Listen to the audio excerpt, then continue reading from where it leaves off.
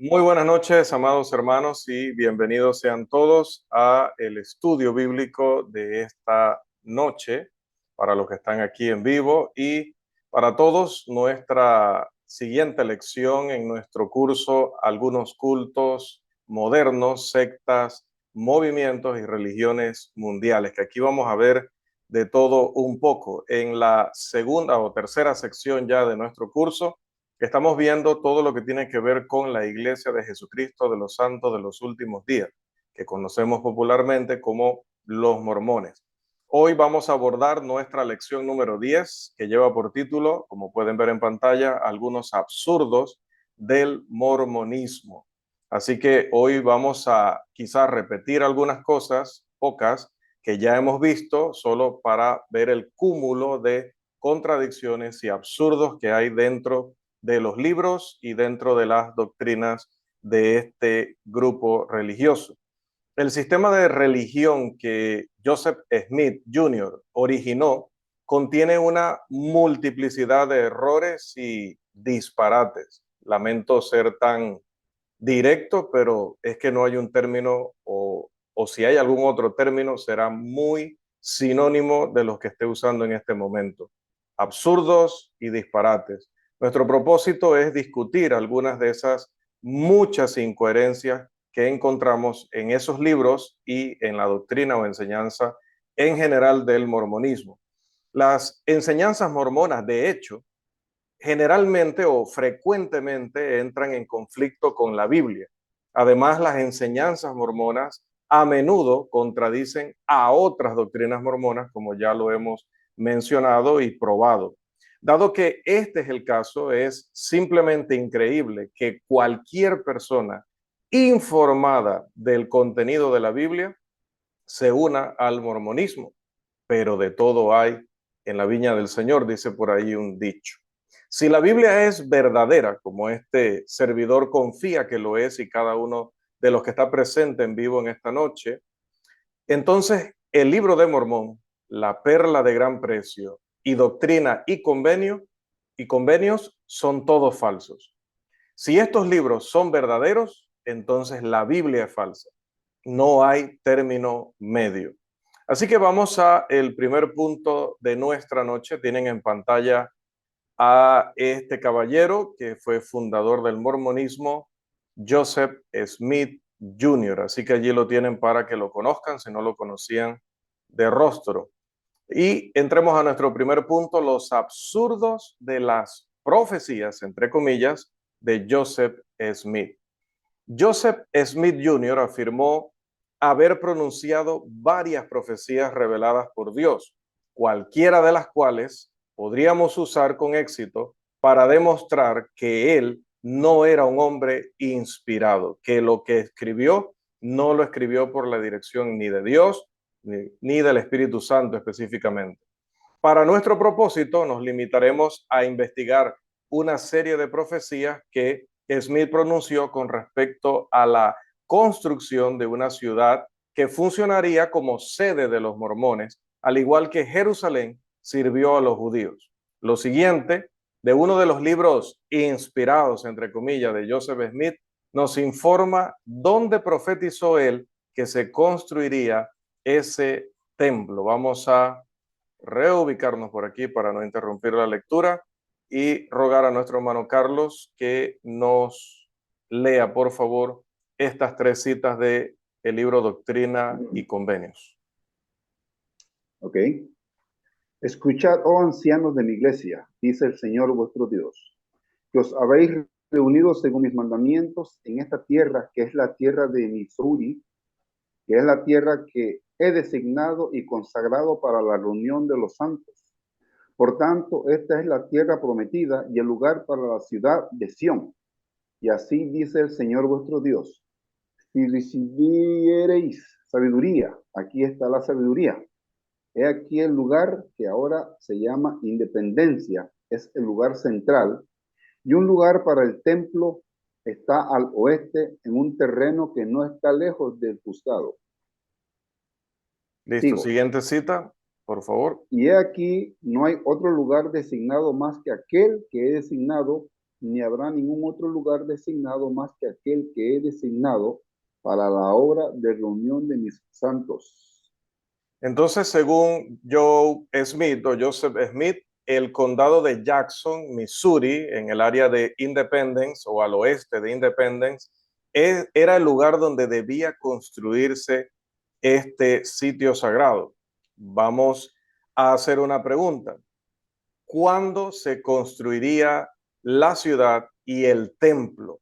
Pues escuche la profecía inspirada de Joseph Smith sobre este punto en nuestra siguiente presentación. Continuamos con la lectura del hermano.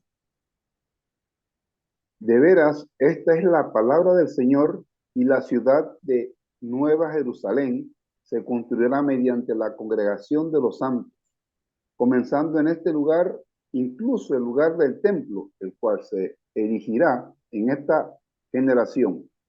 Porque de veras, esta generación no pasará hasta que se construya una casa para el Señor, y una nube descansará sobre ella, y esa nube será incluso la gloria del Señor que llenará la casa. Por tanto, como dije acerca de los hijos de Moisés, porque los hijos de Moisés, así como los hijos de Aarón, ofrecerán un sacrificio y ofrenda aceptables en la casa del Señor, la cual será construida para el Señor en esta generación, en el lugar consagrado que he designado. Wow. Se debe prestar atención al hecho de que Smith profetizó que la ciudad y el templo se construirían en esta generación. No, pero no en esta de 2024, sino cuando él estaba escribiendo. Cuando recordamos que Joseph Smith profetizó que esta generación no pasará hasta que se construya una casa para el Señor, robándose la frase de allá de Marcos 9:1, es experto en robarse frases bíblicas y usarlas de otra forma. En el condado de Jackson, Missouri, lo dice directamente en Doctrina y Convenios 84, 4 al 5, 124, 51 al 52 y la anterior en el 84, 4 al 5. Y cuando observamos que nada de esto se cumplió, rápidamente discernimos los absurdos del mormonismo. No solo el fracaso de esta profecía en cumplirse muestra lo absurdo o los absurdos del mormonismo, sino que más allá de toda duda, expone a José Smith como un falso profeta. Dios nos instruye en cuanto a cómo podemos reconocer un falso profeta. Dice la palabra en Deuteronomio 18:22. Si el profeta hablara en nombre de Jehová y no se cumpliere lo que dijo, ni aconteciere, es palabra que Jehová no ha hablado. Con presunción, es decir, con arrogancia, con soberbia, la habló el tal profeta. No tengas temor de él. Así que, viendo lo que pasó con su profecía o sus profecías y viendo la instrucción bíblica, esto nos tiene que llevar a conclusiones lógicas sumando toda la evidencia. Si la profecía de Joseph Smith Jr. no se cumplió, entonces él era un falso profeta. Cuando vamos a la historia y a la actualidad nos damos cuenta que su profecía no se cumplió. Por lo tanto, Joseph Smith Jr. fue un falso profeta. Pero también observemos que si Joseph Smith Jr. fue un falso profeta, entonces toda la religión mormona es una religión falsa. Ya hemos comprobado que Joseph Smith Jr. fue un falso profeta. Por lo tanto, la religión mormona toda es una religión falsa.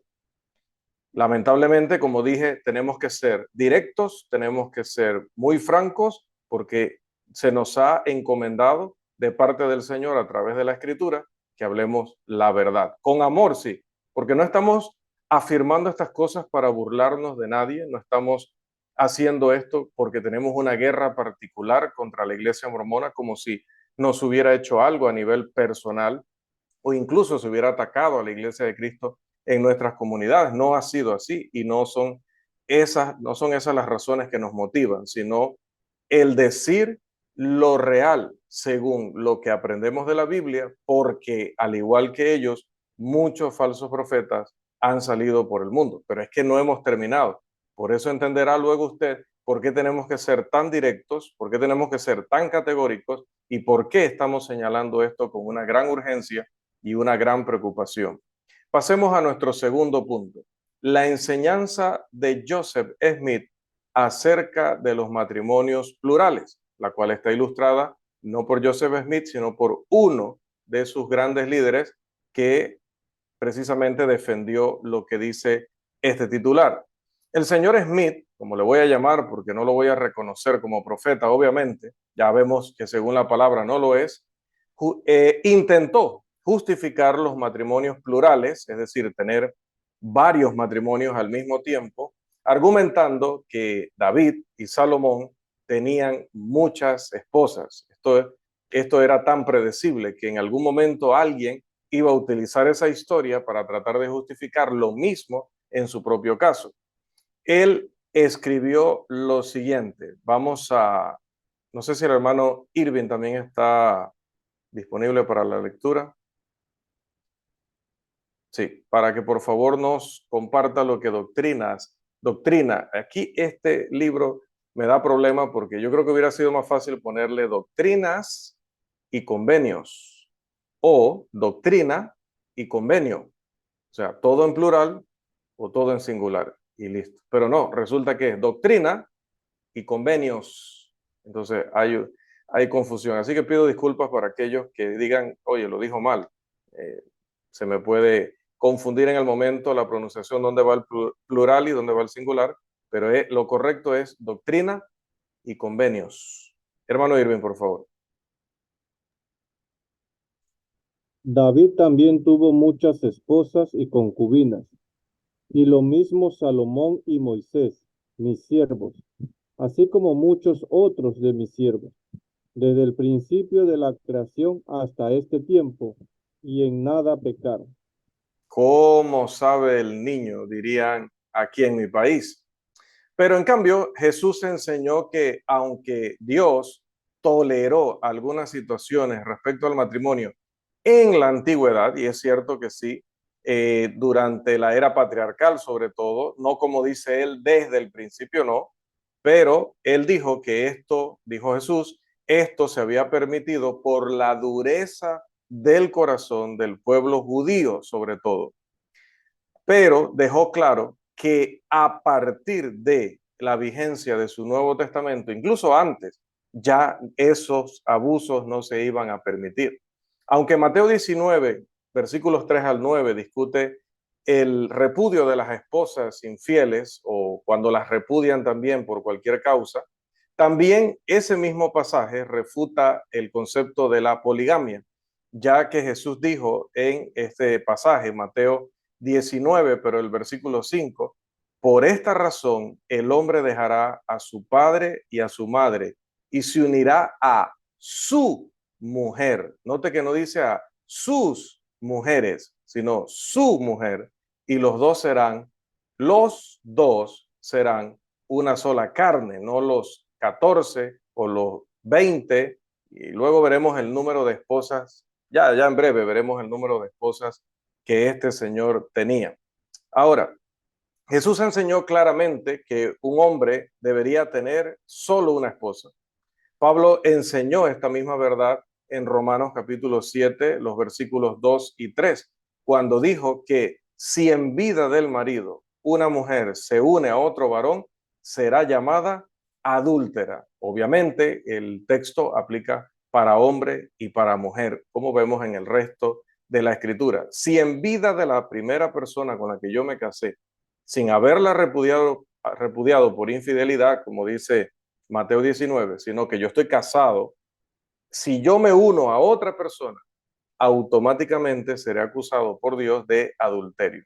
Así que es un absurdo del mormonismo que Joseph Smith Jr. enseñara una doctrina en relación al matrimonio que contradijera nada más y nada menos que a Jesús y a Pablo. No solo Joseph Smith contradice a Jesús y a Pablo, sino que en dos de sus llamados libros inspirados, Joseph Smith se contradice a sí mismo y vamos a observar estas contradicciones. Vamos a leer con nuestro hermano Irving, por favor, Doctrina y Convenios 132 versículo 38 o sección 38. David también recibió muchas esposas y concubinas, al igual que Salomón y Moisés, mis siervos, y en nada pecaron. Ahí recalcamos lo que habíamos leído. Pero note que en el libro Mormón, en el libro Jacob, en las secciones 2.23, 2.27, 2.28, 2.31 y 3.5, no dice lo mismo. Vamos a leer con nuestro hermano, por favor.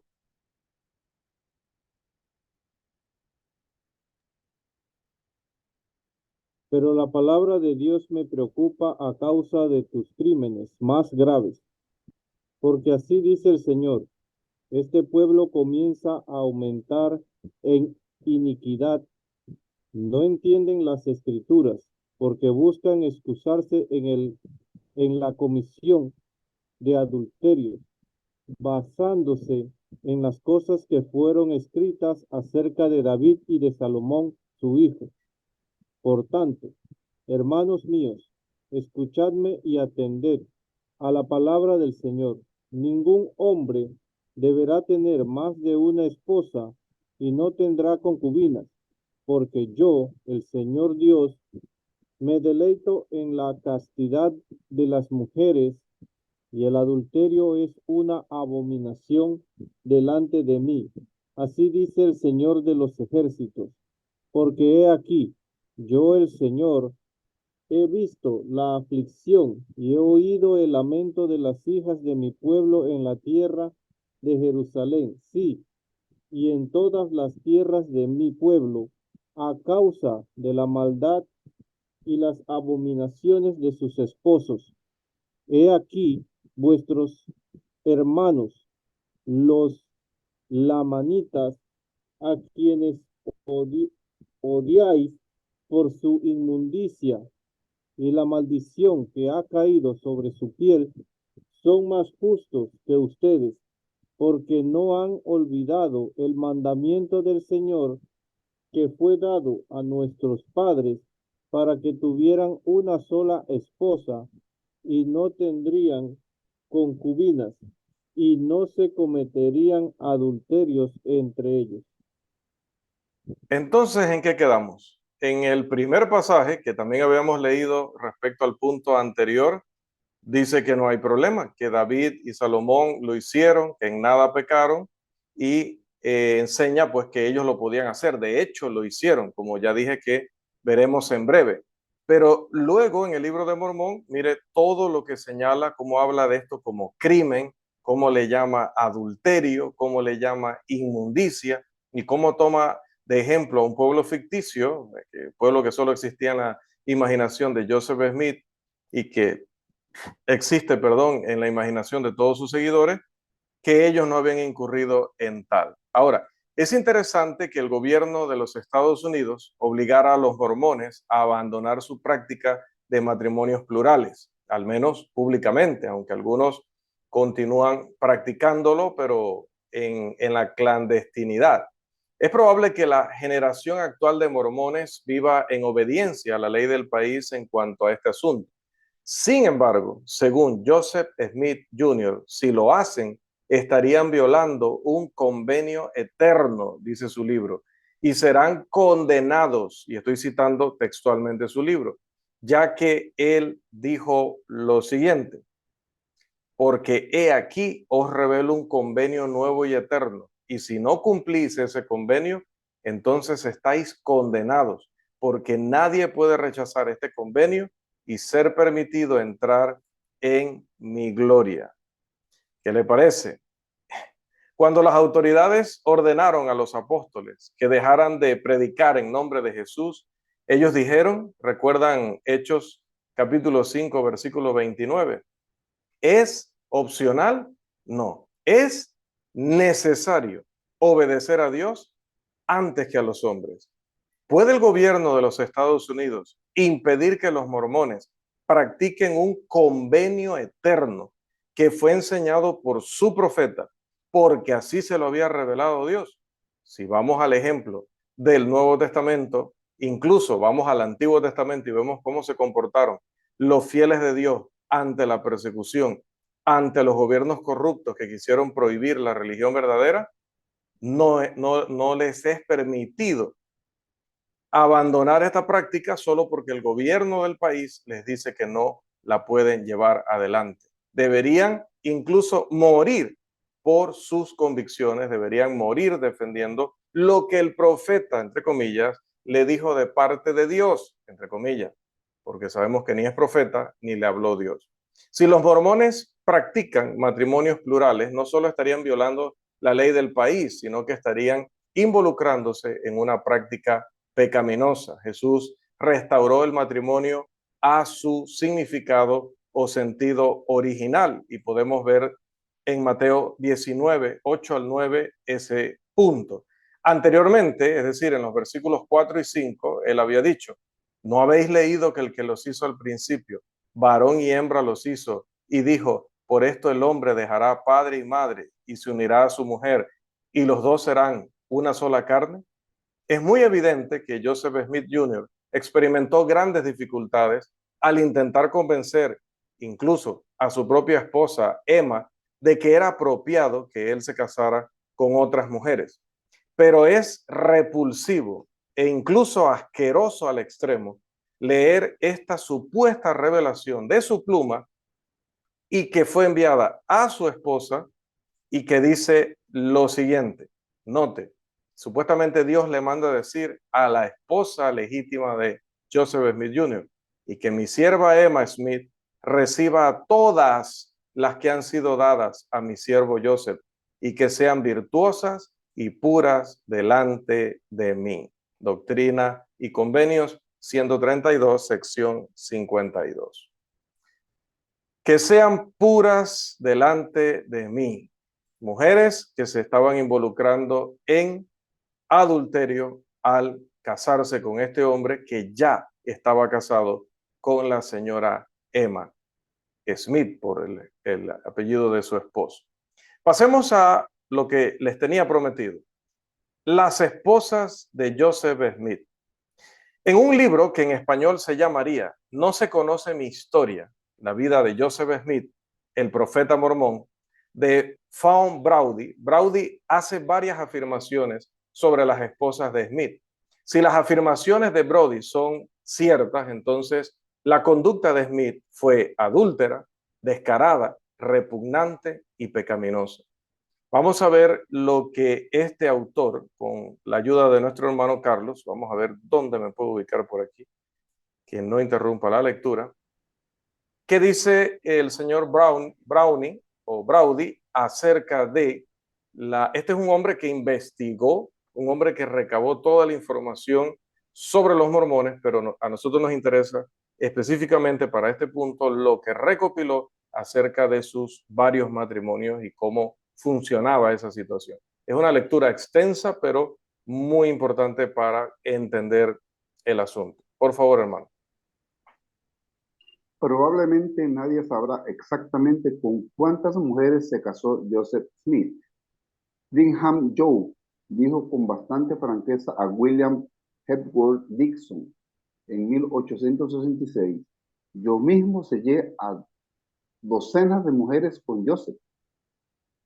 Un historiador mormón hizo una lista de 27 esposas, pero está claro a partir de todos los registros disponibles, publicados y manuscritos, que el número pudo haber alcanzado o incluso superado las 50. En enero de 1846, 18 meses después de su muerte, 30 mujeres fueron selladas al profeta por la eternidad en el templo de Nauvoo y a varios otros hombres por el tiempo, dado que está claro en otros registros que más de 2/3 de estas mujeres ya se habían casado con Joseph durante su vida, se puede asumir que para todas las 30 mujeres el sellado era simplemente una nueva fase solemne en una ceremonia anterior. Se sentía que un matrimonio por la eternidad no era verdaderamente vinculante a menos que fuera sacrificado dentro del templo, que no se había completado en vida de Joseph.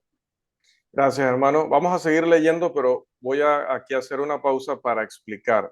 una cosa aquí importante. Imagínense que se calcula extraoficialmente que pudieron ser 50. Algunos historiadores incluso hablan de más de 50. Pero también se da el caso de que con algunas se casó en vida y con otras le hicieron una ceremonia después de él haber muerto. Imagínense, por ejemplo, esta chica o esta mujer se había casado con él en vida. Cuando él muere, para que ese matrimonio, según los mormones, continuara en la eternidad o en el más allá, le hacen una nueva ceremonia para decir que la casan con él por la eternidad. Cuando ella muera, entonces va a encontrarse con él como su esposa o va a seguir siendo su esposa. Pero lo gracioso de todo esto era que al final, según las revelaciones inspiradas, pues estos matrimonios así por la eternidad solamente eran vinculantes, es decir, solamente amarraban a la persona si por toda la eternidad si se hacían dentro del templo. Pero ya sabemos lo que pasó con el templo, nunca llegó. Sigamos. En años posteriores, en Utah, se sellaron póstumamente a Póstumamente. muchas mujeres con el profeta, pero dado que es imposible determinar cuántas de ellas se habían casado con él durante su vida, no se incluyen aquí. Por lo tanto, la siguiente lista posiblemente esté incompleta. Sin embargo, contiene los nombres de varias mujeres cuya relación con el profeta es admitidamente poco más que presunta. Las primeras 36 esposas listadas aquí están ordenadas aproximadamente en orden cronológico de su matrimonio con Joseph Smith.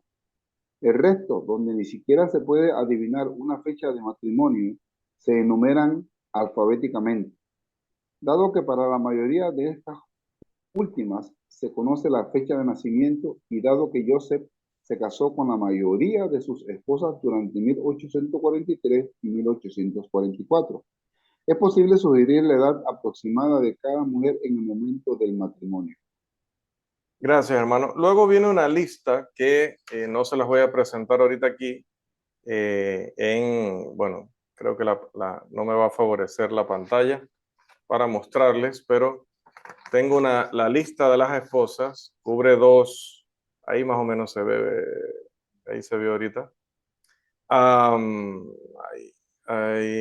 Bueno, va a ser imposible que se vea porque tengo el fondo virtual para que se vea la diapositiva, pero sí va a aparecer en el material. Lo que pasa es que hoy tuve que acelerar por un compromiso que tenía con el predicador, el otro predicador de acá de la congregación, y si me ponía a pasar en limpio acá todos esos nombres, pues me iba a llevar mucho tiempo, así que no lo incluí ahora en las diapositivas, pero en el material va a estar para que puedan consultar todos esos nombres. De por sí, ya todas esas personas no existen, así que pues no hay prisa, ¿verdad?, de verlas exactamente hoy, pero es una lista increíble la que aporta el señor Braudy. De hecho, él enlista a 49 de estas esposas. Entonces se puede, cuando uno ve la lista, ¿no?, se puede observar que al menos 12 de estas mujeres eran casadas,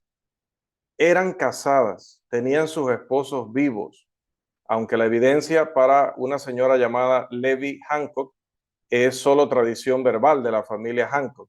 Pero las edades de la situación de varias de estas mujeres era la de que estaban casadas con sus esposos vivos y aún así se casaban con Joseph Smith. Mira hasta qué punto pudo llegar este hombre.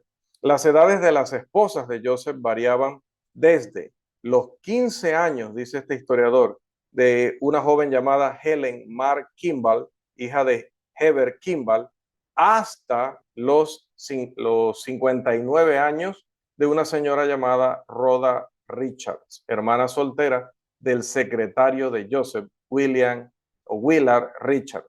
El profeta se casó con 5 pares de hermanas, del Sena y Almera Johnson, Elisa y Emily Patridge, Sarah y María Lawrence, Marianne y Olive Gray Frost, y Prescindia y Sina Huntington. Patty y Sylvia Session eran madre e hija y ambas se casaron con él. Vamos a una lectura más aquí, me reubico nuevamente. Continuamos, hermano, por favor.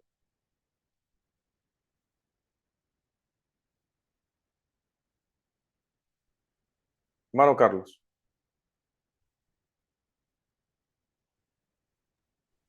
Perdón. La mayoría de las esposas del profeta se pueden agrupar en tres categorías generales. Primero, el grupo de mujeres casadas con las que Joseph fue sellado entre 1838 y la expulsión de Bennett en junio de 1842.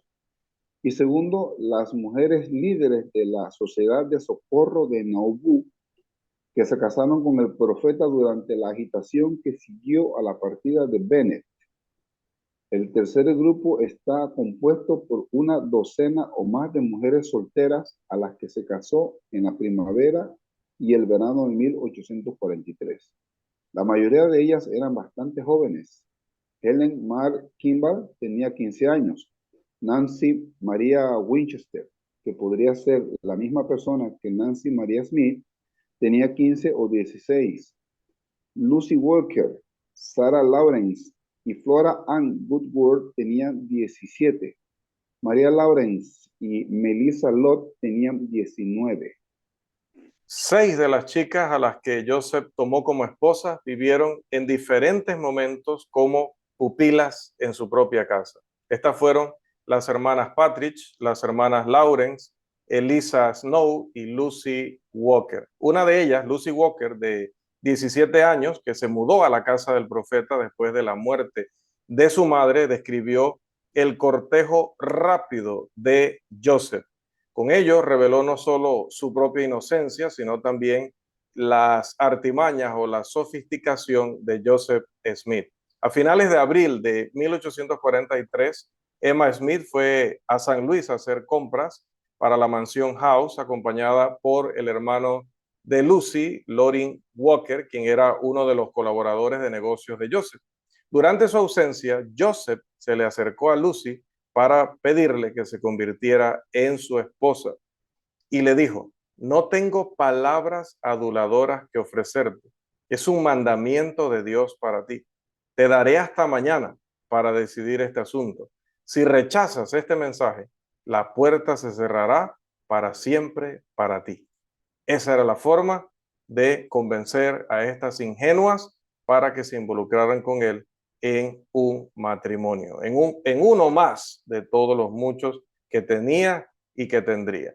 Bien, pasemos a nuestro siguiente punto. Ya nos salimos de la parte de la poligamia, del adulterio, y pasamos a, en general, hablar de muchas cosas, como se llama, como está el título de esta lección, las muchas cosas absurdas del mormonismo, y que son absurdas porque contradicen al libro perfecto que es la Biblia. Así que aquí vamos a ver algunos de los absurdos adicionales de este grupo. Vamos a ver, aquí está cargando. No sé si pueden ver la diapositiva, porque acá a mí me aparece cargando. Apareció. A ver, vamos a ver, un castigo de Joseph Smith, no salía la diapositiva, ¿no?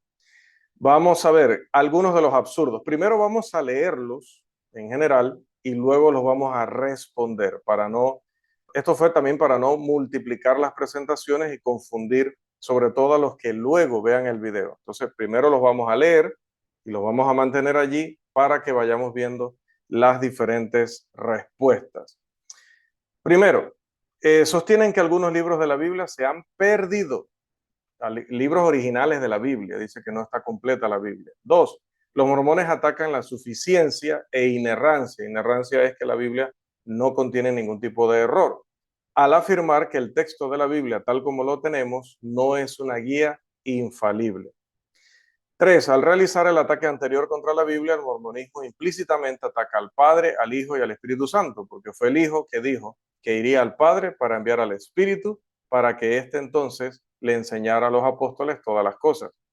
4, el mormonismo enseña el absurdo de que el perdón de pecados se logró completamente, aproximadamente 500 años antes de la muerte de Jesús en el Calvario. El perdón 5. El mormonismo enseña que Dios ha cambiado y que no fue Dios desde la eternidad. Esto ya lo hablamos un poco en las lecciones anteriores. 6. Los mormones afirman tener apóstoles. 7. El mormonismo no solo contradice la Biblia cuando enseñan su doctrina sobre el bautismo por los muertos, es decir, que las personas vivas son bautizadas por los muertos. 8. Contradicen al profeta del Antiguo Testamento que predijo que Jesús nacería en Belén, y nos referimos a Miqueas en el capítulo 5, versículo 2 de su libro. 9. Afirman que los dones espirituales continúan hasta el fin de los tiempos. 10. El mormonismo enseña que el reino de Jesús es de este mundo. 11. El mormonismo contradice Hebreos 8:4, que enseña que Jesús no sería sacerdote en la tierra o en esta tierra. Y 12. Joseph Smith enseñó que la Biblia no es la máxima autoridad.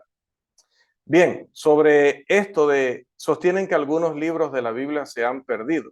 Esta es una afirmación absurda, ya que la Biblia enseña que cuando Pedro escribió su segunda carta, ¿qué le había revelado a los hermanos?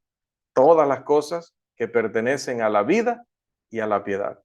Si ya le había revelado todas las cosas, entonces, ¿cómo dicen estos señores que se han perdido libros de la palabra?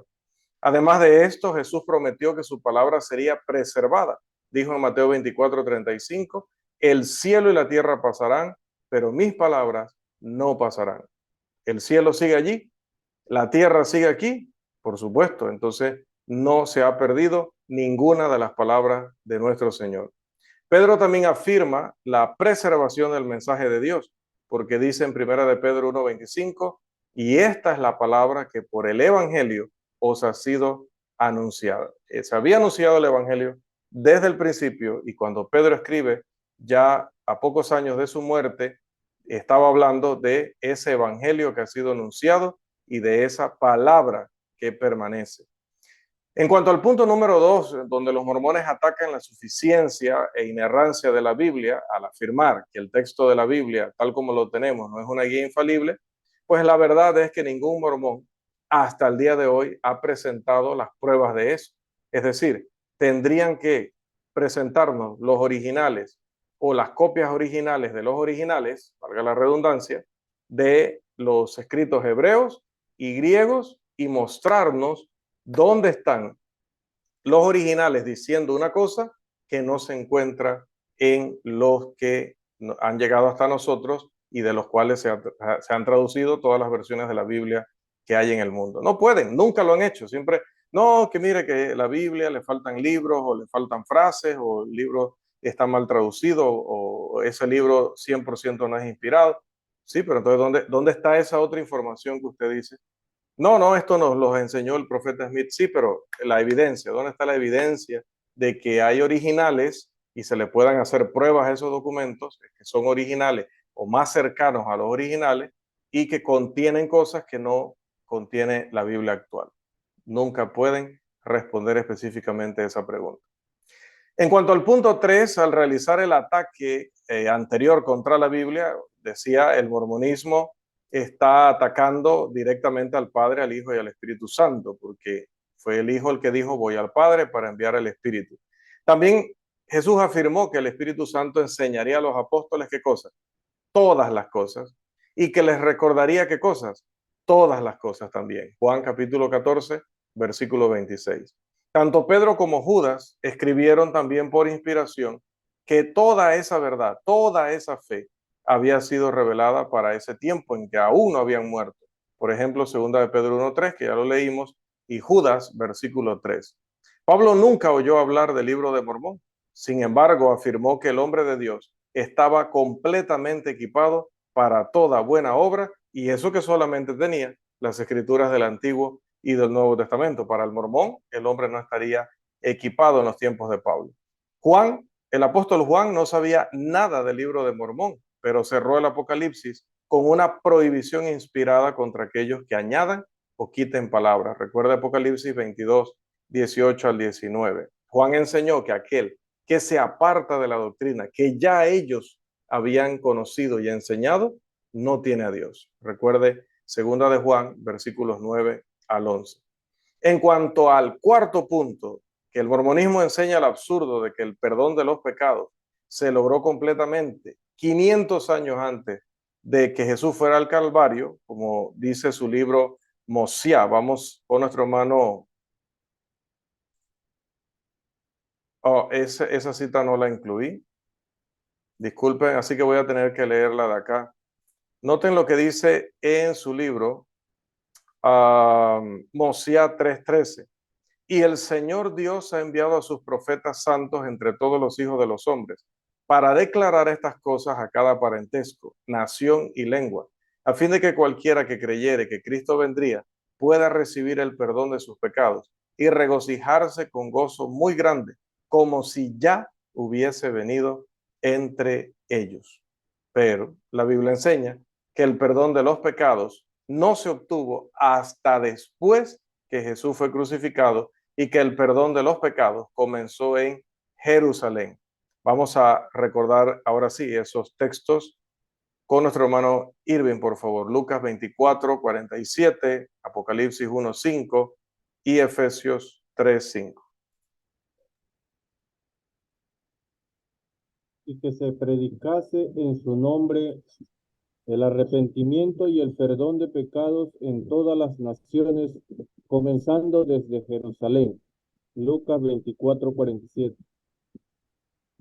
Y de Jesucristo, el testigo fiel, el primogénito de los muertos y el soberano de los reyes de la tierra, al que nos amó y nos lavó de nuestros pecados con su sangre. Apocalipsis 1:5.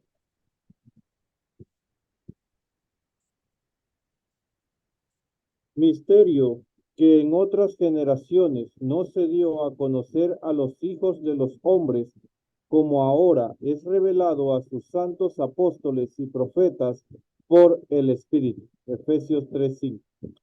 Bien, ¿qué vemos de estos pasajes? Primero, que el perdón de los pecados no se pudo haber dado 500 años antes de la venida de Cristo, porque la orden de Cristo era que sobre el perdón de pecados solo se podía empezar a predicar después de su muerte.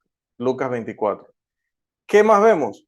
Que Él nos lavó de nuestros pecados con su sangre. Él, nadie más antes que Él. Y habla ya aquí el apóstol Juan en pasado, o sea, era algo que ya había sucedido. Y luego, para terminar de rematar, el apóstol Pablo aclara que el misterio del plan de Dios para la redención no fue revelado antes a nadie.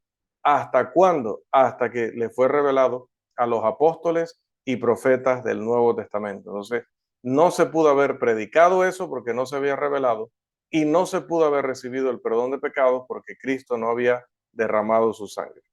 En cuanto al punto 5, que el mormonismo enseña que Dios ha cambiado y que no fue Dios desde la eternidad, note lo que dice, es tremendo esto. Vamos con nuestro hermano Carlos a leer lo que el mormonismo en sus libros originales decía y enseñaba y enseña acerca de Dios. Dios mismo fue una vez como nosotros somos ahora, y es un hombre exaltado. Es necesario que entendamos el carácter y la naturaleza de Dios y cómo llegó a ser así, porque te diré cómo Dios llegó a ser Dios. Hemos imaginado y supuesto que Dios fue Dios desde toda la eternidad.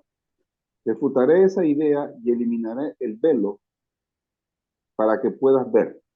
Dios mismo, el Padre de todos nosotros, habitó en una tierra, igual que Jesucristo mismo, y deben aprender cómo ser dioses ustedes mismos.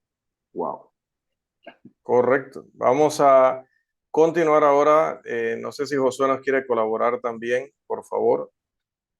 ¿Qué más dice el libro Doctrina y Convenios, que es aceptado como inspirado por los santos de los últimos días?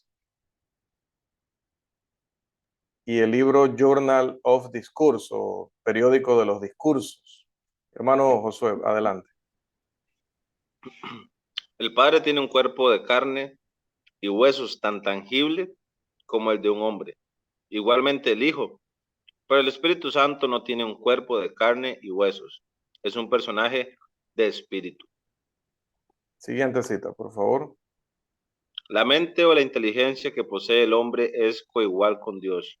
La inteligencia de los espíritus no tuvo principio, ni tampoco tendrá fin, porque son coiguales con nuestro Padre en el cielo. Esta es una buena doctrina. Tiene buen sabor. Puedo saborear el principio de la vida eterna, y ustedes también pueden. Me han sido revelados por Jesucristo. Y finalmente, Él es nuestro Padre y nuestro Dios. Observen lo que Joseph Smith dijo al respecto. Cuando nuestro padre Adán entró en el jardín de Edén, lo hizo con un cuerpo celestial y trajo consigo a Eva, una de sus esposas.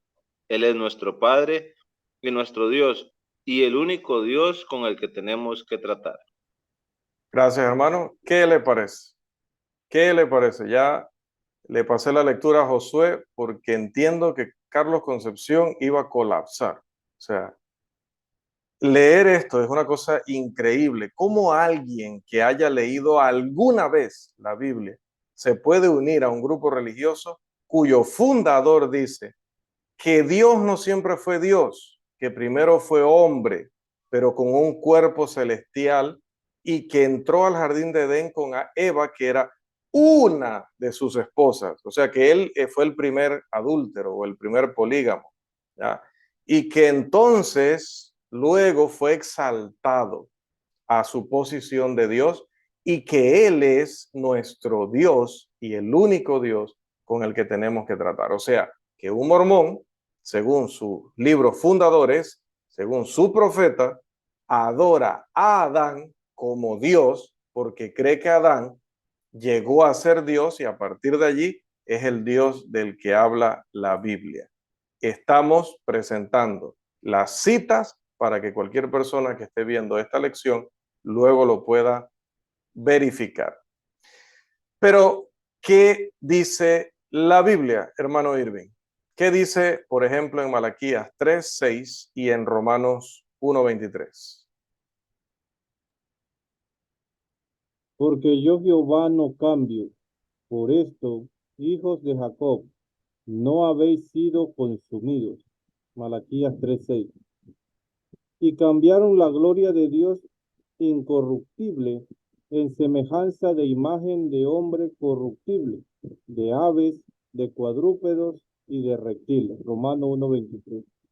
Lo primero es que dice, ellos que piensan que primero no era Dios y luego sí era Dios y lo exaltaron y luego venía el cuerpo celestial y ahora tiene otro y es de carne y hueso como el de nosotros, dice la escritura, yo Jehová no cambio. Él es inmutable, así que no estaba en un estado y pasó a otro estado. Nunca ha cambiado de una condición a otra. Dios siempre ha sido Dios. Y el segundo pasaje lo que nos enseña es que creer que un hombre puede ser Dios, lo considera Dios como idolatría, porque dice que no puedes ni siquiera imaginarte a Dios en la imagen de un ser humano o de un hombre. Así que la enseñanza del mormonismo respecto a este punto, como en otros casos, es blasfemia.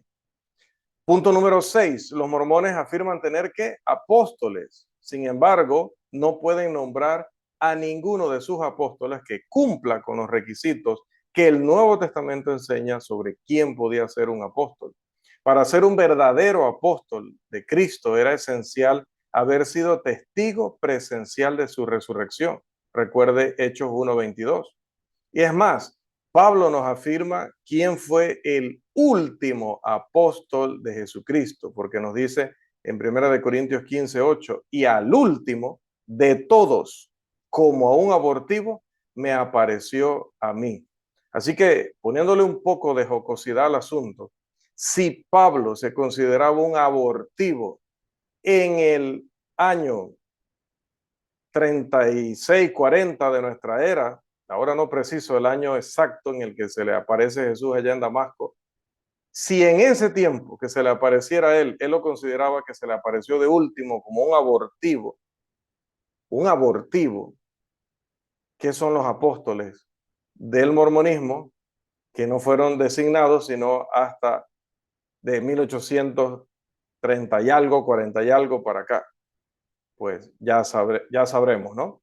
Sin embargo, pues realmente, pues dejando la jocosidad, claramente el apóstol dice, por inspiración del Espíritu Santo, que él era el último de todos.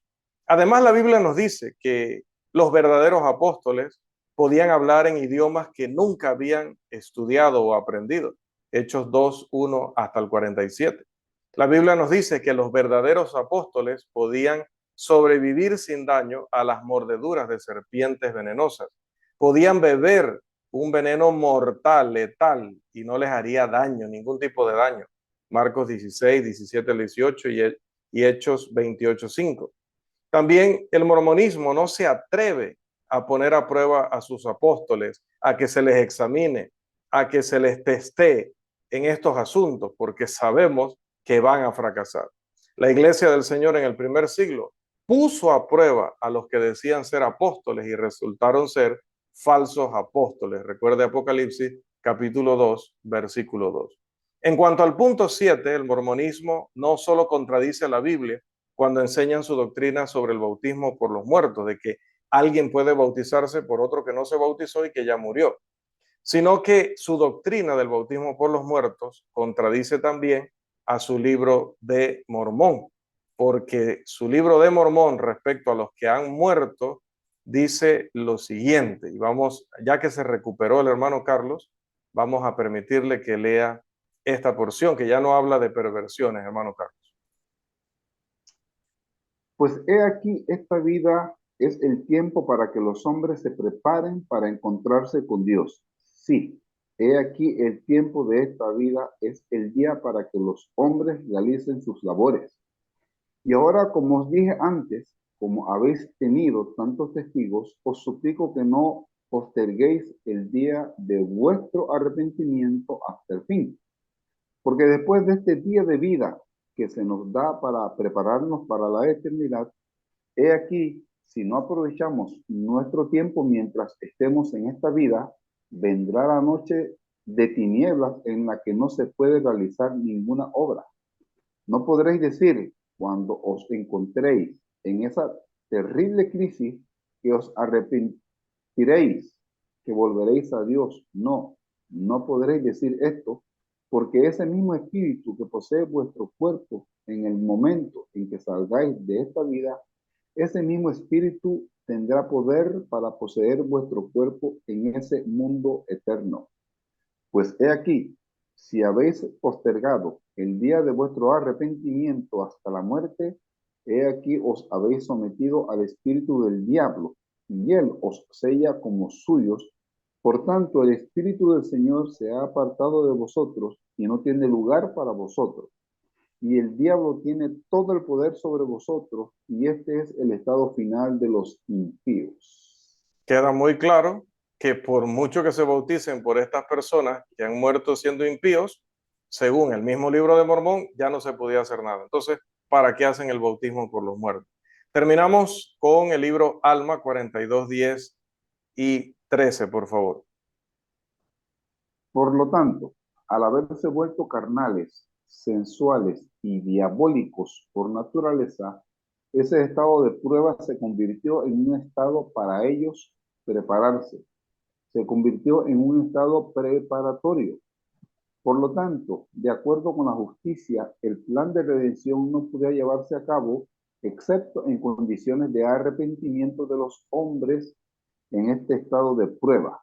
Sí, este estado preparatorio, porque si no fuera por estas condiciones, la misericordia no podría surtir efecto a menos que destruyera la obra de la justicia.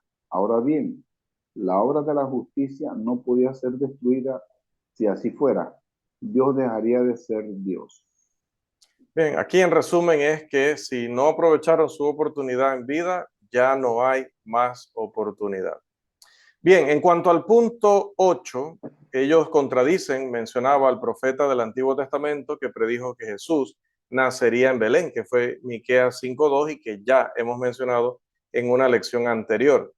Porque en Alma 7:10 ellos dicen, y he aquí él, refiriéndose a Jesús, nacerá de María en Jerusalén, pero esto contradice la escritura inspirada del Evangelio según Lucas. Vamos, por favor, con nuestro hermano Josué a leer Lucas 2, 4 al 7.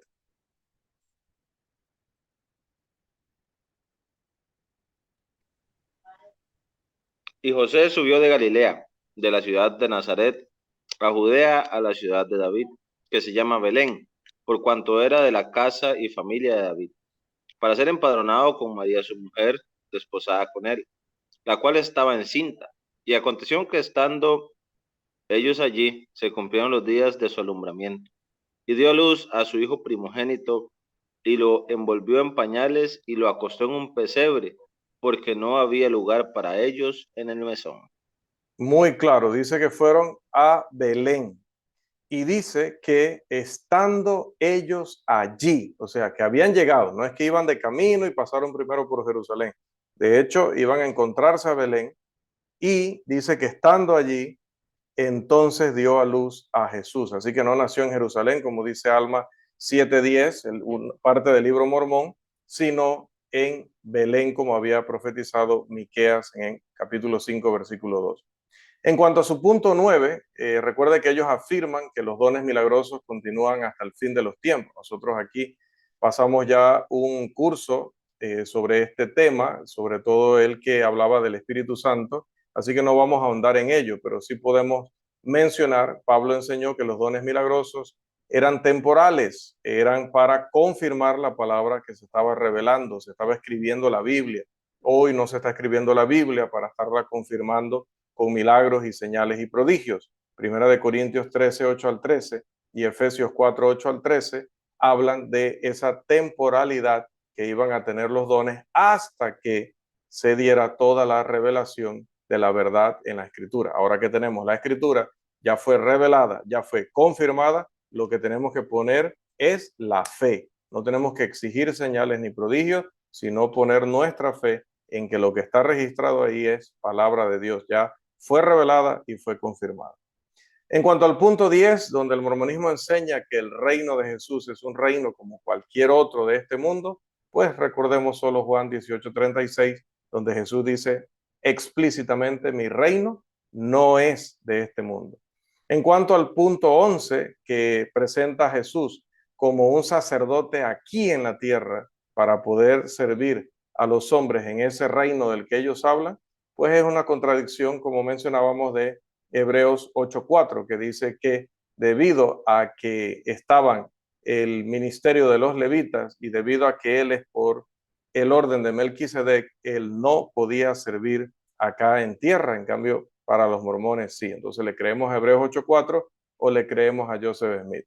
En cuanto al punto 12, donde Joseph Smith enseñó que la Biblia no es la máxima autoridad, él enseñó y sus seguidores aún creen que la Biblia no es la palabra final de Dios. Esa es una pregunta que usted les puede hacer a ellos cuando le visitan, si usted le da la oportunidad de hablar o de estudiar. Joseph Smith enseñó que era un tonto el que pensara que la Biblia es suficiente. Y note lo que luego dijo en su libro de Mormón, en segunda de Nefi 29, 3 al 4 y el 6 y el 10. Vamos a hacer esta lectura con nuestro hermano Irving, por favor.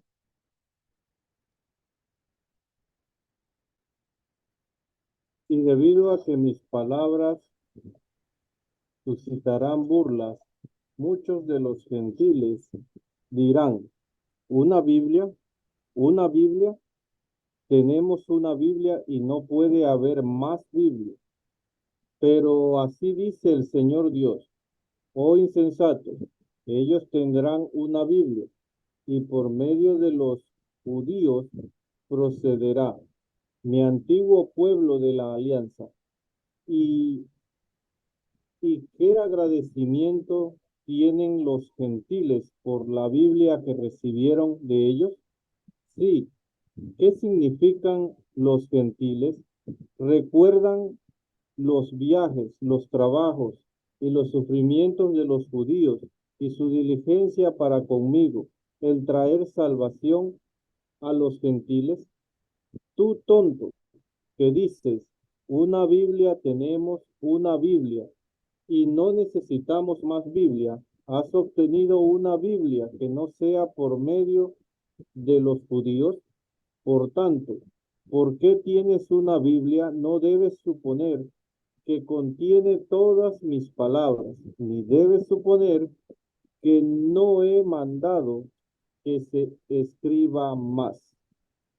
Bien, ahí es porque afirmativo, ¿no? Por tanto, porque tienes una Biblia, no debes suponer que contiene todas mis palabras, ¿no? Ni debes suponer que yo no mandé a escribir más. Allí le están diciendo directamente al lector que la Biblia no es suficiente, la Biblia no es la palabra final de Dios. El libro de Mormón comienza con una contradicción de la Biblia. En medio del libro de Mormón encontramos contradicciones a la Biblia. Usted puede abrirlo a la mitad, así, al azar, y leerlo en ambas direcciones, hacia atrás o hacia adelante, y contradice a la Biblia de cualquier manera que usted lo lea. Luego, al llegar al último capítulo, notará que se cierra con una contradicción abierta de la Biblia.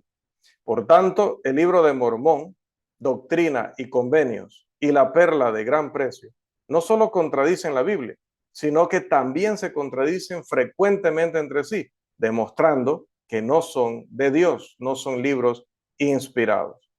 En conclusión, amados, Joseph Smith Jr. fue un falso profeta, el originador de una falsa y peligrosa religión nacional en los Estados Unidos que luego se ha ido esparciendo por el mundo.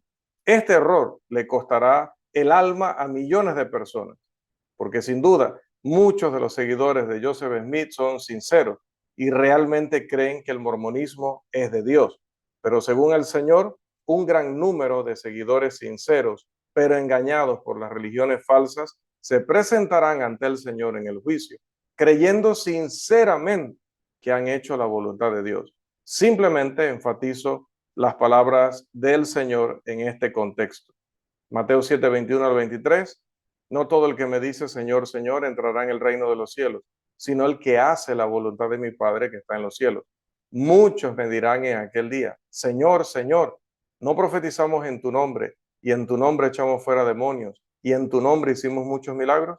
Y entonces les declararé, nunca os conocí, apartaos de mí, hacedores de maldad. La única seguridad para todos y cada uno de nosotros se encuentra en las sabias palabras del apóstol Pedro a Jesucristo, allá en Juan 6:68. Simón Pedro le respondió, Señor, ¿a quién iremos? ¿A Joseph Smith? ¿A Moroni o algún otro? No, tú tienes palabras de vida eterna. Recordemos todos las solemnes, serias y sobrecogedoras palabras de Jesucristo cuando dijo en Juan 12:48, el que me rechaza y no recibe mis palabras, tiene quien le juzgue. La palabra que he hablado, ella, no el libro de Mormón, no Doctrina y Convenios, no la Perla de Gran Precio, la palabra que he hablado, ella le juzgará en el día postrero.